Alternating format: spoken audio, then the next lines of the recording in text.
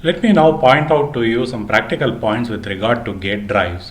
Gate drive of the power semiconductor switches of the DC-DC converter, which is interfacing the PV source to the load or not. Consider the PV module and the DC-DC converter. I am going to write right now a buck converter. It could be any other converter which you are using for the application.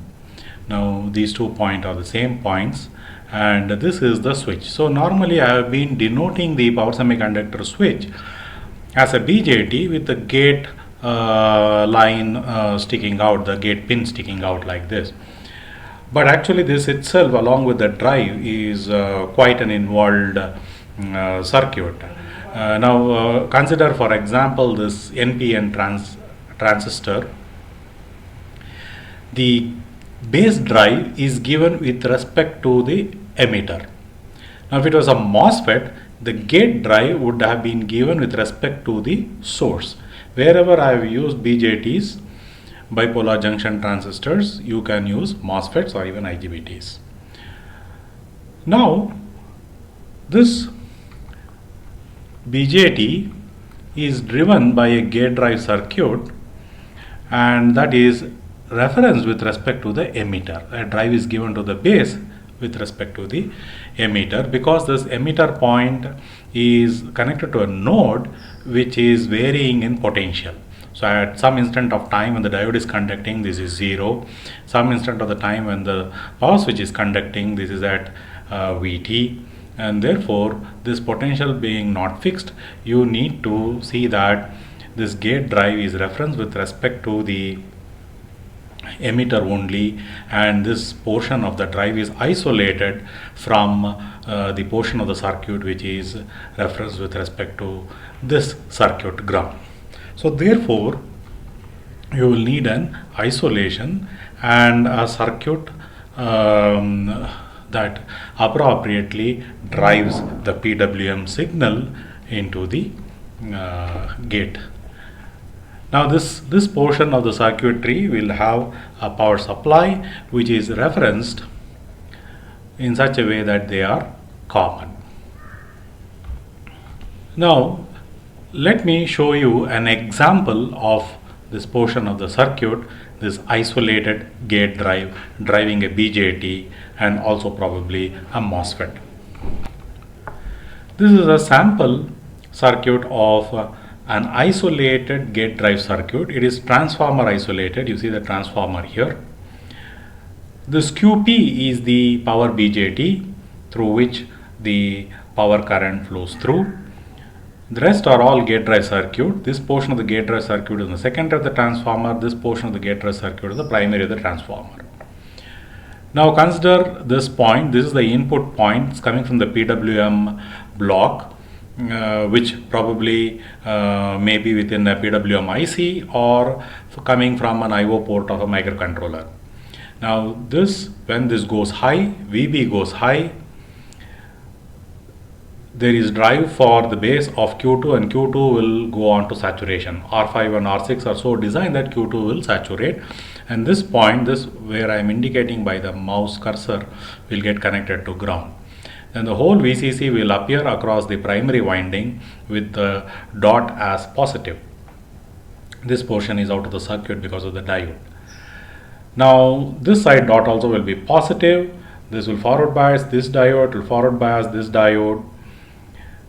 When this diode is forward bias plus minus, Q1 is assured to be off because it's a PNP transistor, and it flows through R1 into the base of QP and turns on QP. R2C is basically a speed up circuit. When this turns on, C will be a short for turn on. R2 is very small compared to R1, very large surge current flows through it and speeds up the turn on process of QP. If this portion is not there, even then it will work, but it will be with slower turn on. Now when this goes low, VB goes low, Q2 will go off. The base charges will recombine in this pass through R6, and if this turns off, there will be a reversal of the polarity. This becomes negative, this becomes positive, and magnetic energy will freewheel through this. So likewise, here this dot will be negative with respect to this, which is positive, and this diode D1 will be reverse biased and out of the picture. This base is connected to its collector through R3, so the potential here is 0. This potential here, because of the capacitance, will be positive. It will drive Q1 on, and there is a recombination base current that will flow through and turn off QP. So this is how this particular base drive, isolated base drive, will work. Of course, you could replace this with a MOSFET too. This is the same base drive which has been converted into a gate drive, because it is now driving the gate of a MOSFET. So this is an N-channel MOSFET. So this is the drain, this is the gate, and this is the source, and the gate drive is given with respect to the source of the MOSFET. Circuit is similar to what we saw for the BJT, only I have removed the speed up resistance and capacitor. The speed up circuit is removed. The reason is that there is capacitance between the gate and the source inherently within the MOSFET, and that will act as the speed up circuit. So when VG goes high, VG is coming from the PWM block of PWM IC or the IO port of a microcontroller, and when VG goes high, Q2 is on. This is connected to ground. The entire VC appears across the primary, dot positive, dot positive. Diodes are forward biased, diode D1 and D2, and then it flows through R1, and capacitor is a short during that time and enables surge current to flow through it, and then quickly charges up the capacitor, and therefore the gate source voltage builds up and turns on QP. Now when this goes low, VG goes low, Q2 goes off, there is a reversal of polarity. It freewheels through R4 and DF, the magnetic energy.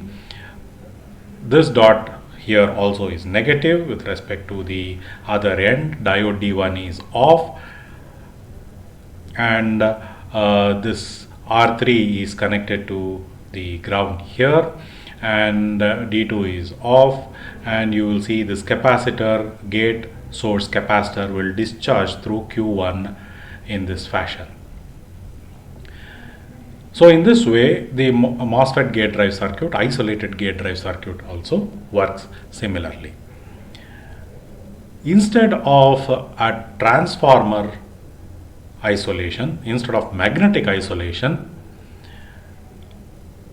in literature you will find optocoupled isolation too. Let me show you an optocoupled isolation example. Here is an example of an optocoupled isolation. See here, this is an optocoupler. It consists of a diode on the primary side and transistor Q4, as you see here, on the secondary side. The transistor is triggered by the light emitted by the diode. So now let us say when VG goes high, VG coming from the PWM block goes high, there is current flow through this diode, it emits light and triggers Q4, and Q4 goes on, and this is connected to the ground. So this potential here will be grounded, and because of that Q3 will not get base drive and Q3 will be off. So if Q3 is off, this point here, as I am showing the mouse cursor, mouse pointer, will be high because VCC will come to this point, and there will be base drive for Q1. Q1 is NPN, Q2 is PNP. There will be base drive for Q1, not for Q2, and therefore Q1 will be on. Therefore from VCC, like this, in this path, current will flow, charge up the gate to source capacitance of QP and turn on QP. So when VG goes high, QP will turn on.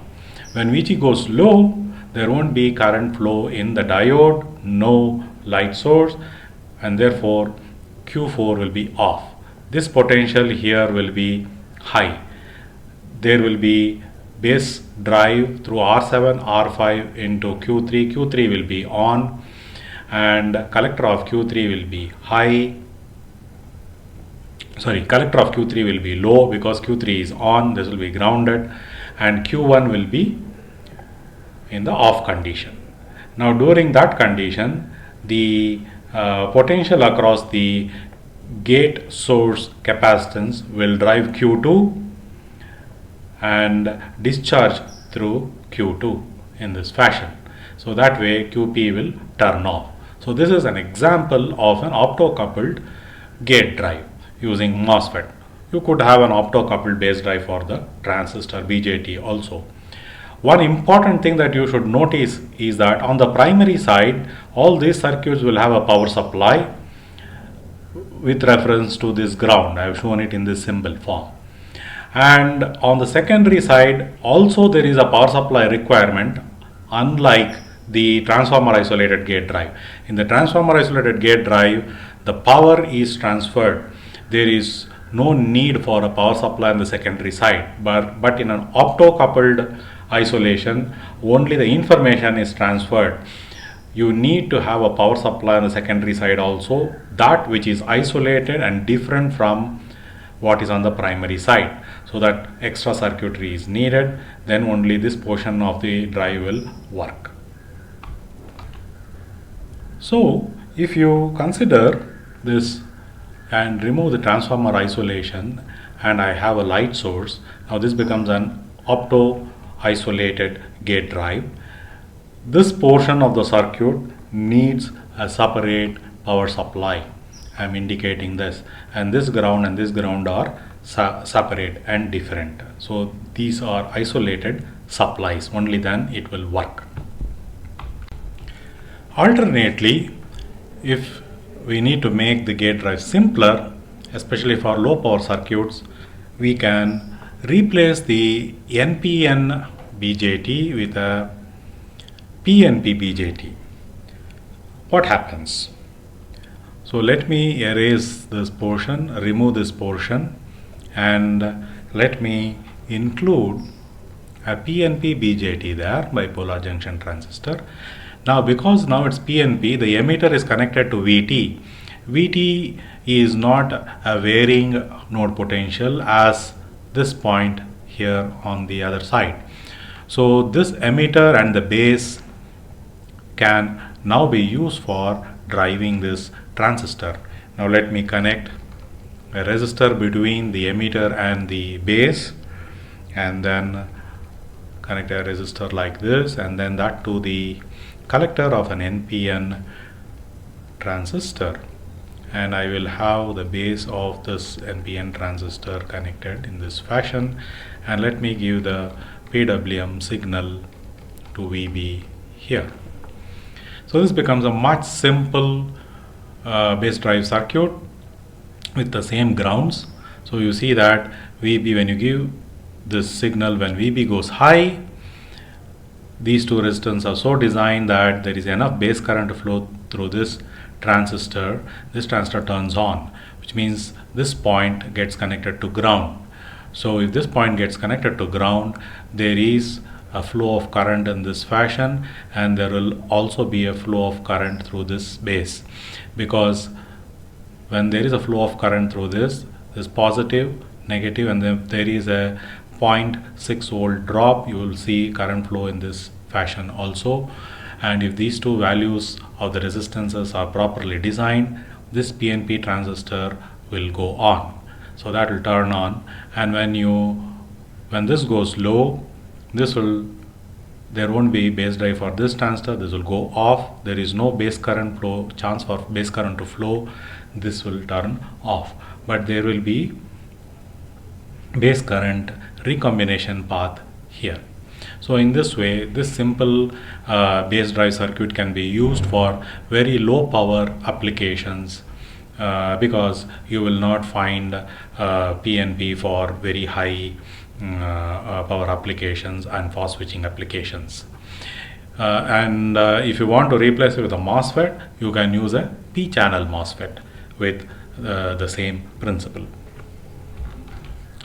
If the power levels go high and you need to use NPN transistors, because the PNP transistors and P-channel MOSFETs are not available for higher powers.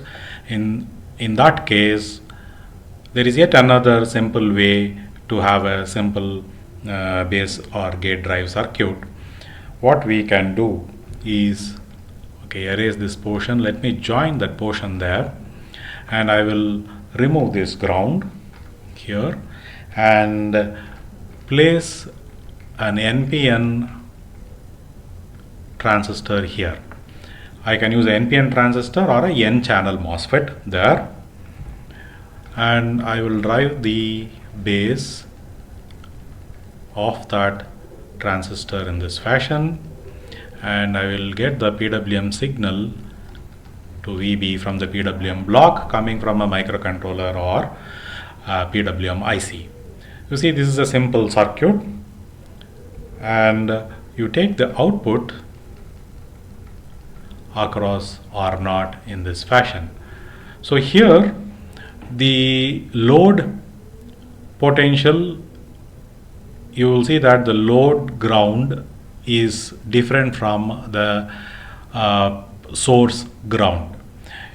Of course, in this case, the PV panel being an isolated component, you don't need to have the source ground and the load ground same. It can be different, and therefore it is permissible to have the load floating. So the operation is simple. When VB goes high, QP turns on. So when QP turns on, this is connected to the ground here, and then there is a flow of current through the inductor, capacitor, load, and then through this into the ground like this.